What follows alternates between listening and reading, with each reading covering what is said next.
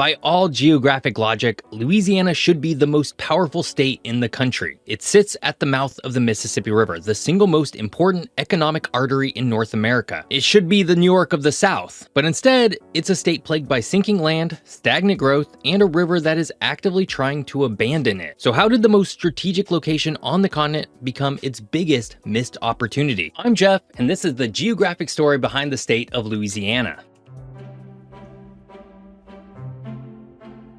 The first thing you need to know about Louisiana is that it's less geology and more of a hydrological project. You see, the southern half of the state was built almost entirely by the Mississippi River itself over the last 7,000 years. This means that the very ground in much of Louisiana is more like a sponge than a rock. As the river travels south, it carries an immense load of sediment, mud, sand, and clay eroded from the heart of the continent. When the river hits the Gulf of Mexico, it slows down, and that sediment drops out of the water column. Over millennia, layer upon layer of this mud stacked up, eventually breaking the surface of the water to create the delta. This process created the Mississippi River Delta, a bird-foot-shaped protrusion that extends deep into the Gulf. But here's the first major hook in our story. Because this land was created by loose mud rather than tectonic uplift, it is incredibly unstable. Southern Louisiana is essentially a wet sponge. The water table is mere inches below the surface. If you dig a hole in New Orleans, it fills with water almost immediately. There's no bedrock here, just thousands of feet of muck. This creates a terrifying reality for anyone trying to build here. The land is naturally sinking. As the water is squeezed out of the mud by the weight of the soil above it, the ground compacts and lowers. But historically, the river had a solution for this. It would flood every spring, depositing a fresh layer of mud to counteract the sinking. It was a perfect, self-sustaining cycle. But then humans decided to break that cycle. Geographically, southern Louisiana is defined by a distinct lack of solid boundaries. In most places,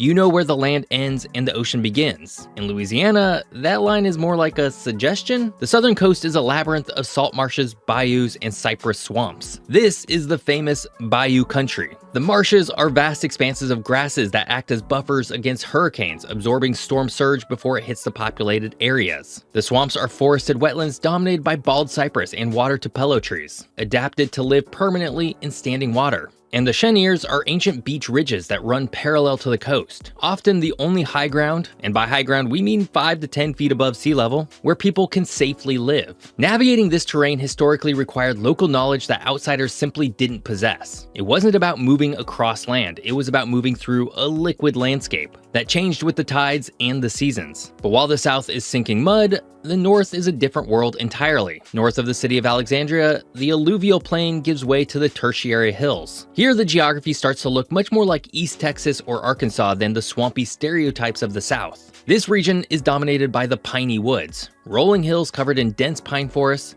and red clay soil. This land is older, geologically speaking. It was formed millions of years ago, not by recent river mud, but by ancient marine deposits when the Gulf of Mexico extended much further north. And most critically, this land is solid. It sits at a higher elevation and the soil here drains well. The bedrock is reachable and the footing is stable. But the most critical geographic feature isn't any of these things. It's actually the river's desire to move.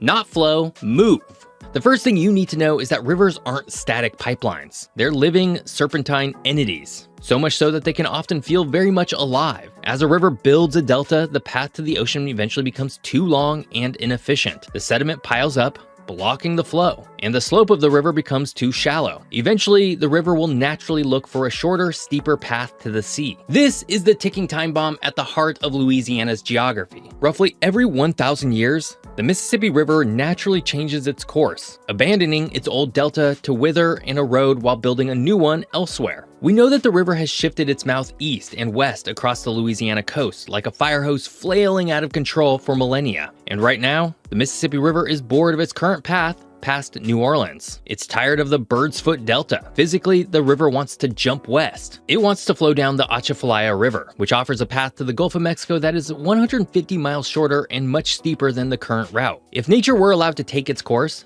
the Mississippi would have switched paths back in the 1970s. The main channel would have bypassed Baton Rouge and New Orleans entirely, turning them into saltwater estuaries and effectively ending their economic viability overnight. This presents the ultimate geographic paradox. The very river that created Louisiana, and the very river that gives the state its economic purpose, is currently being held hostage against its will. But if its will was allowed to happen, it would simultaneously destroy Louisiana's primary purpose for existing. So, we have a state that's completely dependent on a wild river that refuses to sit still. That is, until humans came along. And humans have been interfering with the Mississippi for a long, long time. Before any European flag waved over the delta, this was a bustling hub of indigenous civilization. The Poverty Point culture, located in what is now northeastern Louisiana, built massive earthworks and mounds over 3,000 years ago, before the Parthenon in Greece or the Colosseum in Rome. And these weren't simple hunter-gatherers. They were sophisticated engineers who understood the complex hydrology of the region, using the rivers for trade networks that spanned thousands of miles. By the time Europeans arrived, groups like the Caddo, Choctaw, Natchez, and Chitimacha controlled the territory. They had mastered the bayous, navigating the liquid landscape with dugout canoes that baffled early European explorers. Before the Europeans, Louisiana wasn't a home, it was a back door. In 1682, the French explorer René Robert Cavelier drifted down the Mississippi River from Canada. When he reached the mouth, he claimed the entire drainage basin of the river for King Louis XIV of France, naming it La Louisiane. This was an audacious claim. With a few words, France theoretically owned the heart of the North American continent, from the Rockies to the Appalachians. But claiming it and holding it were two very different things. The French realized early on that to control the continent, they needed to control the mouth of the river. In 1718, Jean-Baptiste Le Moyne de Bienville founded New Orleans. He chose a spot on a natural levee, a sliver of high ground created by the river's own sediment, located at a strategic curve where the river became closest to Lake Pontchartrain. It was a brilliant strategic decision and a horrible habitable one. The site was infested with mosquitoes, prone to flooding, and surrounded by impenetrable cypress swamps. Early settlers died in droves from yellow fever and malaria. It was nicknamed the Wet Grave. Yet, the city survived, largely due to a dark reality: the forced labor of enslaved Africans. Unlike the English colonies where slaves were primarily agricultural workers, in early Louisiana, enslaved people were also the engineers. They built the levees, cleared the cypress swamps, and brought with them the knowledge of rice cultivation from West Africa that made the colony distinct. But here's where Louisiana's history takes a sharp turn from the rest of the US. In 1762, France, losing the 7 Years' War, secretly gifted Louisiana to Spain to keep it out of British hands. For nearly 40 years,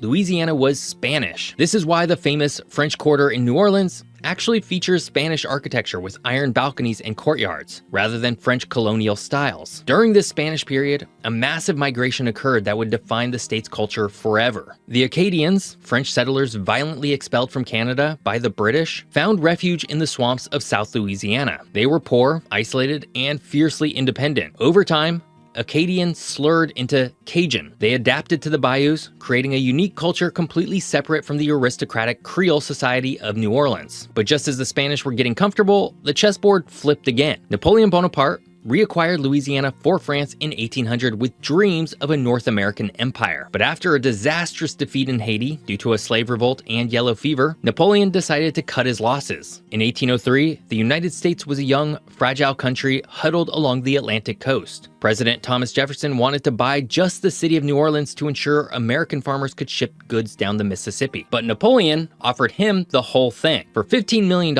about 4 cents an acre, the US doubled in size. Louisiana became the 18th state in 1812. Just in time to prove its worth. The Battle of New Orleans in 1815, the last battle of the War of 1812, saw a ragtag group of pirates, frontiersmen, slaves, and soldiers defeat the British Empire, cementing American control over the river and ensuring the lucrative cotton and sugar industry, fueled by human slavery, remained in operation. Because of this, New Orleans became the wealthiest city in America and the largest slave market in the country. It was the banking capital of the South, a cosmopolitan mix of languages, races, and money. The Mississippi River was the interstate of the era, filled with steamboats carrying the wealth of the interior to the world. But this prosperity was built on a rotting foundation. The economy was entirely dependent on enslaved labor and the dual commodities of cotton and sugar.